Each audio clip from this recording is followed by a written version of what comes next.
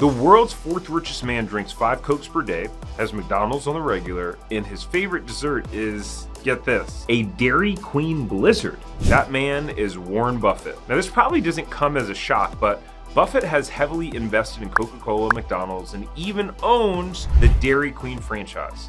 So it looks like Warren Buffett does get high on his own supply. Now technically Warren Buffett doesn't own Dairy Queen. Berkshire Hathaway owns the franchise. But Buffett founded Berkshire Hathaway, so the math all checks out. But here's something interesting. Did you know that Berkshire Hathaway was actually originally a textile manufacturing company called Valley Falls Company, founded way back in 1839? I gotta sit down for this one. Yes, 1839, over 180 years ago. Then in 1955, they merged with Hathaway Manufacturing Company, creating Berkshire Hathaway. Now here's where things get heady. In 1962, Buffett started buying up stock in Berkshire Hathaway, but eventually realized that the textile business was fading and it was kind of a losing deal. So in 1964, that CEO offered to buy back Buffett's stock at $11.50 per share. Buffett agreed. Then a few weeks later, he got an offer from the CEO for 11 3/8 per share. Instead of selling at a slightly lower price, Buffett was angry. So what did he do?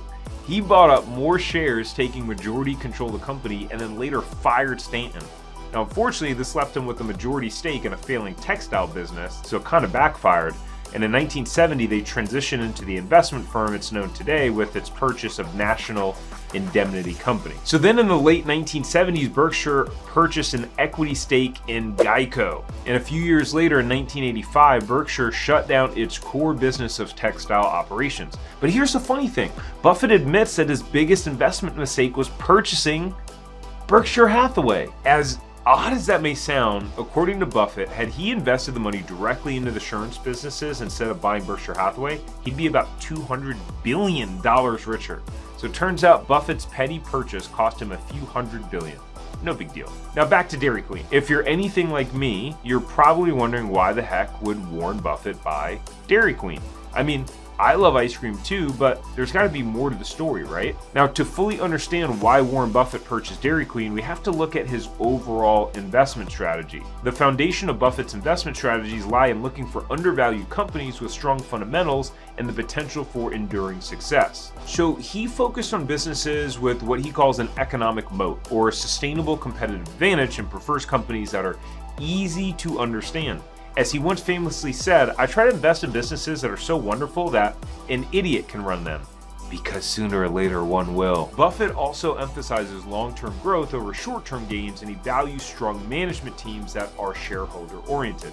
His approach is to buy and hold rather than trying to make a quick buck, and he insists on a margin of safety when making investment decisions, which essentially means he has a safety net of how much sales can drop before the company loses significant profit. So back to Dairy Queen. Obviously, it wasn't just a fancy upside-down cup of ice cream that attracted Buffett to Dairy Queen. But what did? Well, Dairy Queen ticked several boxes on Buffett's checklist for a worthwhile investment. It was a well-established brand with a loyal customer base and has shown the ability to generate consistent earnings over time. More specifically, the franchise model of Dairy Queen was particularly appealing as it offered a steady income stream with relatively low operational risk.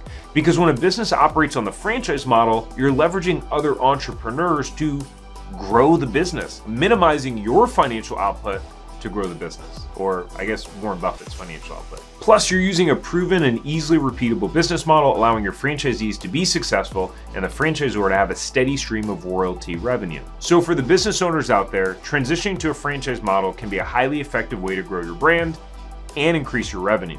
And as you'll see in just a minute, selling a franchise brand compared to a traditional business can have a significantly higher exit price. Ultimately, Buffett recognized Dairy Queen's potential to leverage its brand strength to expand both domestically and internationally. The purchase aligned perfectly with his preference for businesses with simple, proven, and replicatable models that promise longevity and stability.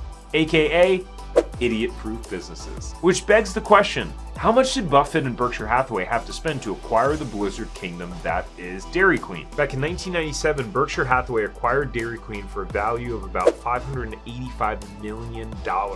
Since then, the brand has grown massively. So in their public records, Dairy Queen shows average sales per location of 1.37 million in 2022, which was down from the average sales of 1.4 in 2021. The 2021 numbers probably was a bump that they got during the pandemic, I'm just guessing. But the highest performing location does $3.1 million in sales, with the lowest performing location doing $484,000 in sales. Now they cost between 1.5 and 2.5 million to get open, with the 45 of that being in the form of a franchise fee. And the franchise is showing tiny growth, by only adding about 13 to 26 locations each year since 2020. Honestly, I'm surprised because I think of Dairy Queen as a dying brand, but apparently they're hanging on. So by all means, it looks like Buffett's initial investment in Dairy Queen turned out to be a great long-term play. Because as I've said before, the power of franchising is huge. If Dairy Queen didn't leverage the franchise business model, I highly doubt they would have grown into the multi-billion-dollar Goliath they are today. On top of that, there are over 4,300 locations in the US, providing a lot of entrepreneurs the opportunity to run their own businesses and make some good money in the process. As for Buffett, if they ever do decide to sell Dairy Queen, the exit would be huge. Speaking of huge exits, did you know that Subway recently got sold for over $9 billion? So I made a video here breaking down how they pulled it off, as well as the big controversies surrounding Subway and their franchisees. If you enjoyed this video, make sure to give it a like and subscribe to the channel for future business breakdowns. Then in the comments, let me know which business that you want me to break down next. I'll see you on the next one.